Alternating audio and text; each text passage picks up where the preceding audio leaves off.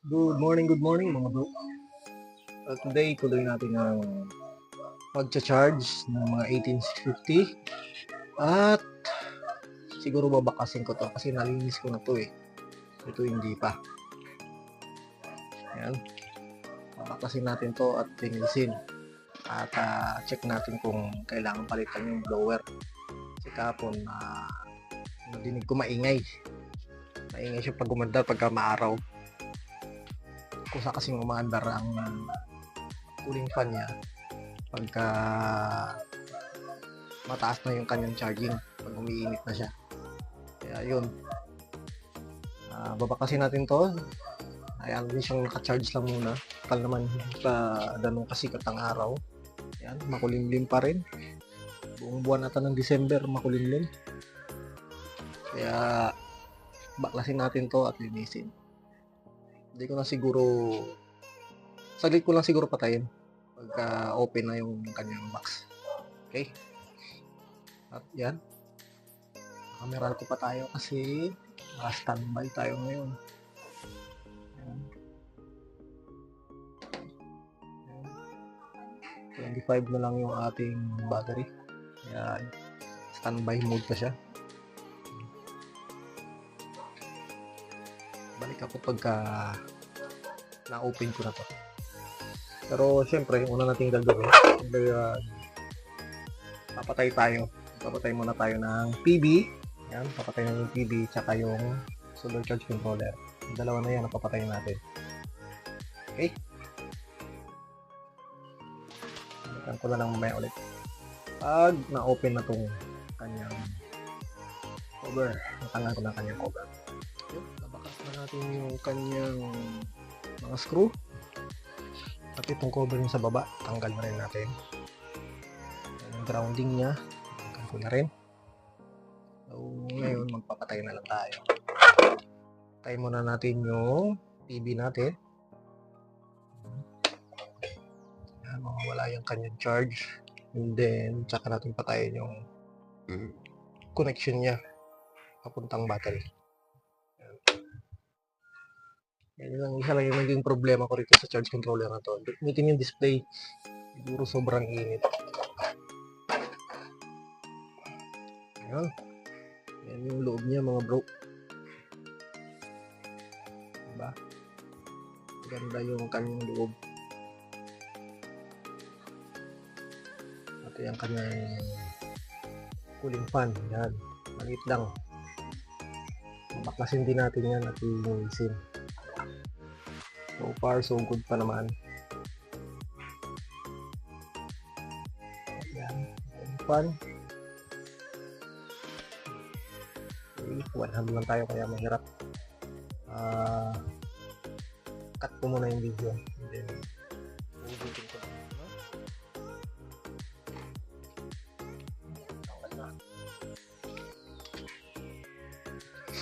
Yung brush lang natin to.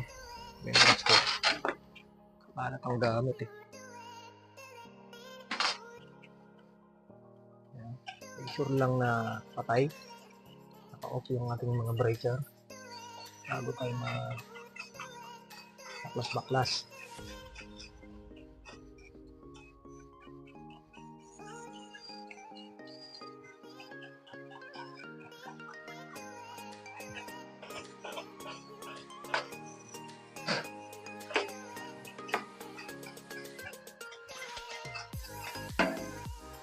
More than 2 years bago nalinis. Yan. Yan ang itsura niya.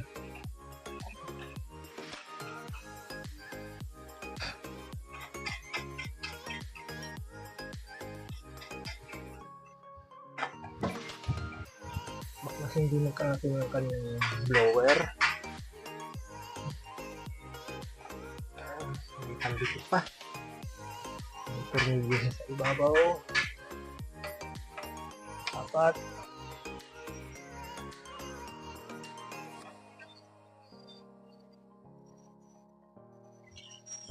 buhay pa naman yung ating mic. Madalang kong gamitin yung mic, sige nagamit din ng mga anak ko school. Kaya minsan nakakapag-vlog ako, mapapansin nyo mahina yung boses gawa ng cellphone mic lang ang gamit. Meron tayong external. Naka-OTG.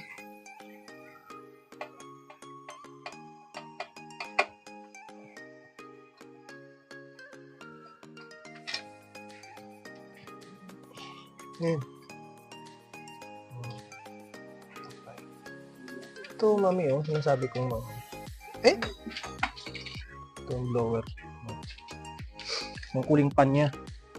Medyo naingay na. Linisin natin to. Then, bugahan natin ng contact cleaner tsaka siguro WD-40.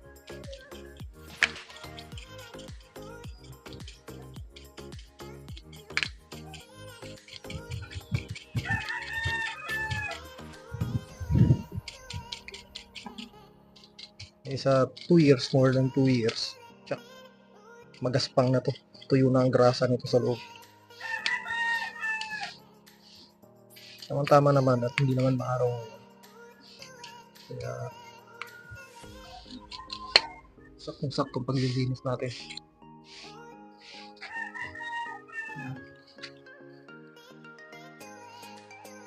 Siya.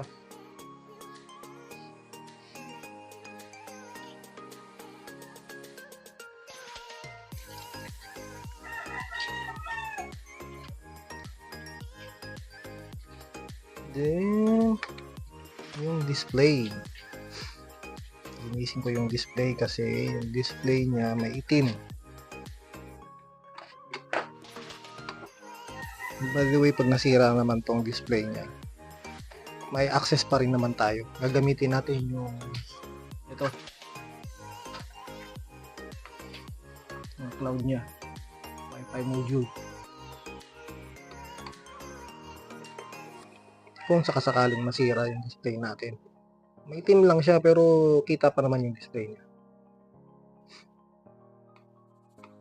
Hindi ko lang alam kung may available dito sa market. Papalitan sa One Solar.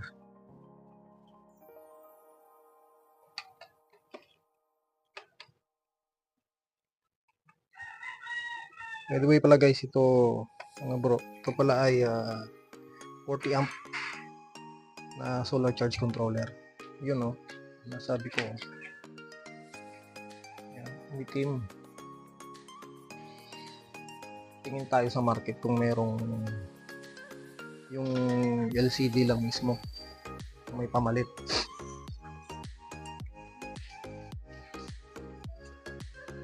Konting linis-linis lang.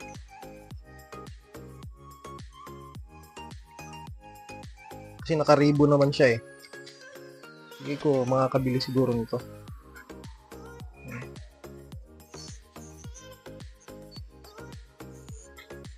Naka-ribbon naman siya, kaya sige ko pwedeng palitan. Brush ko lang yung box niya.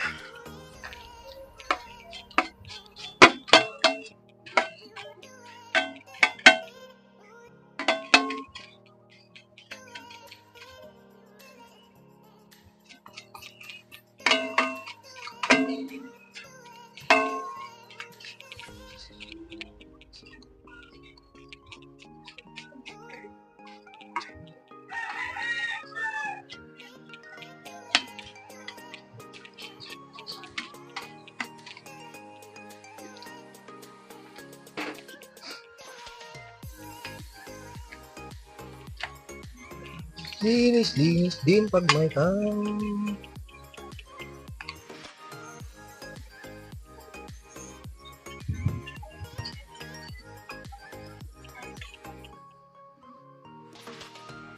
Yan. After 2 years na natin ulit malilinis ito.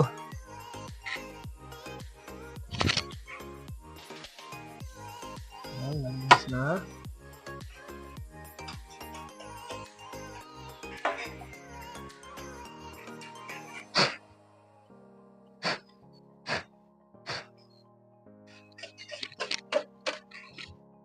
Yan, huwag niyong kalimutan na maghigpit ng mga screw. Kunting higpit lang, hindi kailang mahigpit na mahigpit.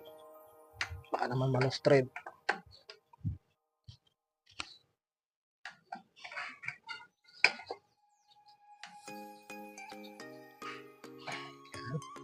Okay na. Ito na natin siya.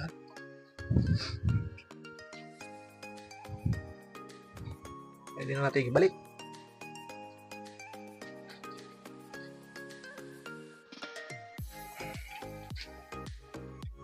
Ayan. Yung kanyang up. Yung kanyang laman loob. Laman loob ng ating solar charge controller.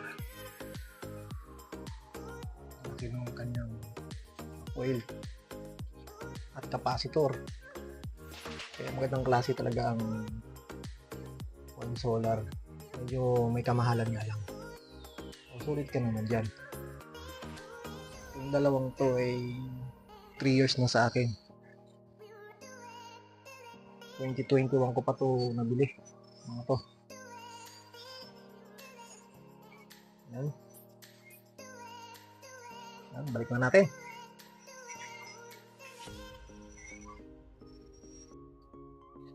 Yun, nabalik na natin yung display. At nalinis na rin natin yung kanyang cooling fan. Ang araw nito ay nasa akin.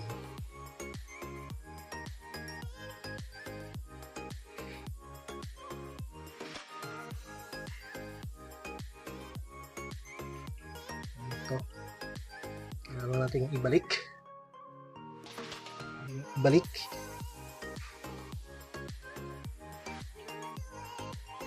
Oops, meron nakita akong marumi sa ibabaw.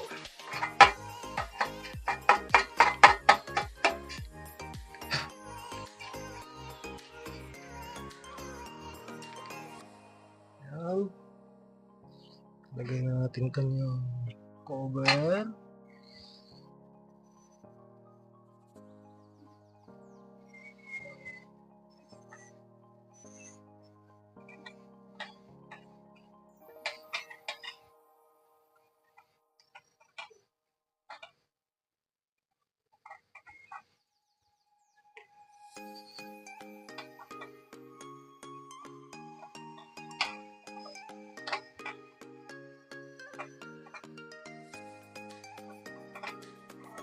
Isa lang na. Kabilang side naman.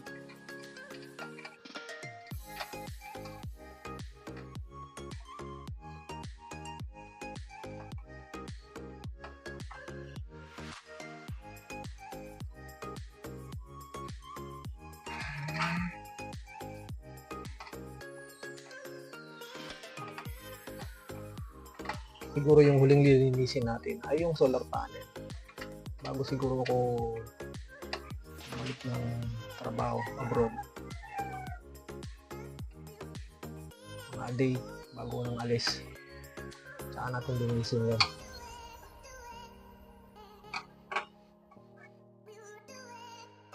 Nililinis naman ang aking may bahay yun. Pagka mga anak ko. Pag free sila, hindi naman nila yung panel natin sa taas ng bubong. Yan, make sure na hindi maluwag para hindi maingay.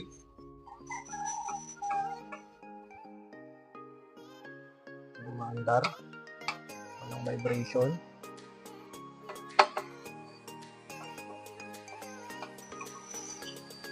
At ibalik ang connection. Alright. Next, naman. Display. Tapos na natin higpitan yung ganyang tawag dito. Mga screw. Balik muna natin yung kanyang connection. Alright.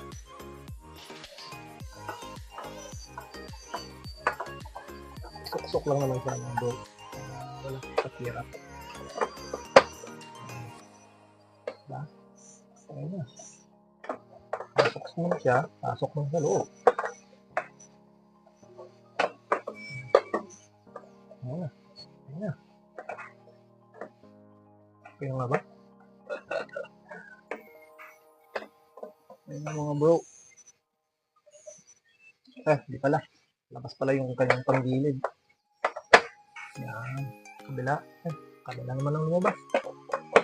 Yan. May lakas siya na panggilid. Kailangan makapasok. Then, ito na. Last part. Ito.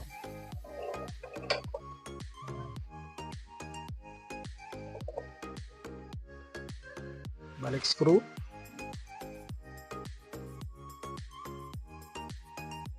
Balik lang natin yung kanyang mga screw.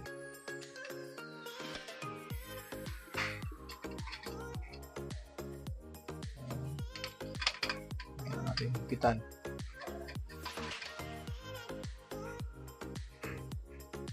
That's cute. Okay na.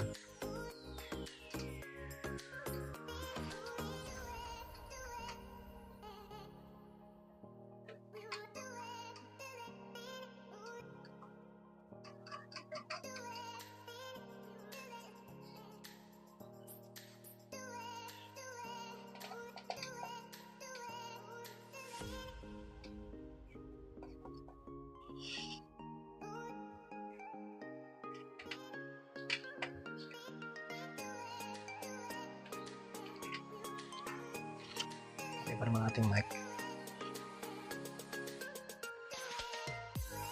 Hindi lang kalimutan na lagyan ng grounding. Yung grounding pala nitong mga bro, kinuha ko sa ground ng ating metro ng kuryente. Pag nagkakabit sila, taga required nila na meron kang ground nakabaon sa lupa. Doon natin kinuha yung ground ng ating mga gamit solar.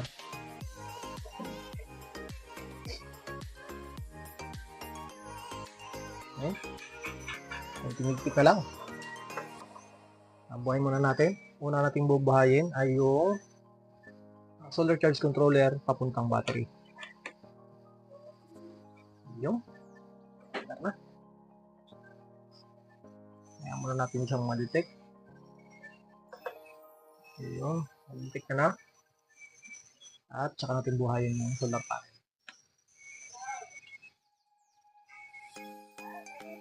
Alright. Ayan. Nagbi-blink-blink na.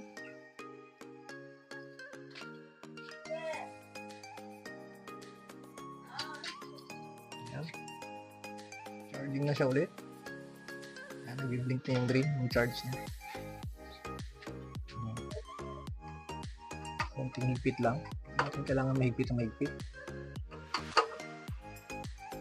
Cover natin.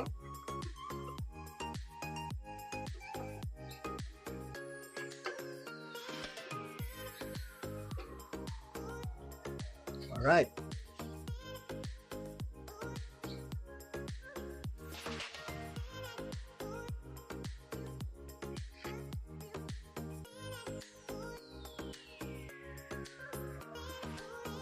Ayun mga bro, tapos na rin tayo.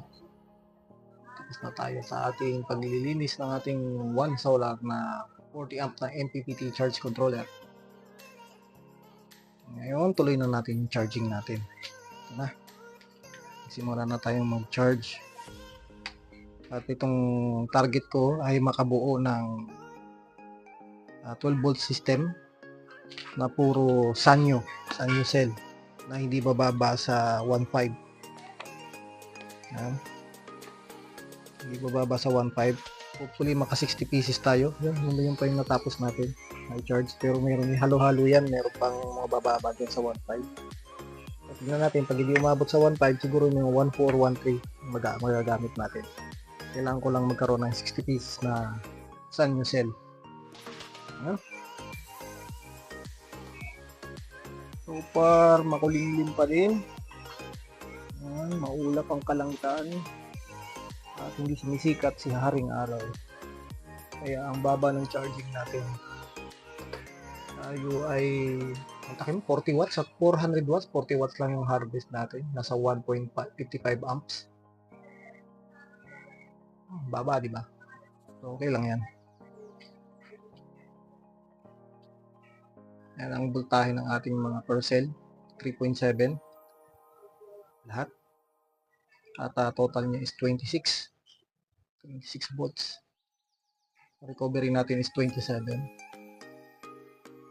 Umandar itong ating inverter. And then pag bumaba siya ng 22, kakat niya naman. That's for today's vlog mga bro. Sunod na araw siguro assemble na tayo. Meron pa naman tayong mga more than a week bago matapos tong ating mga project dito sa bahay.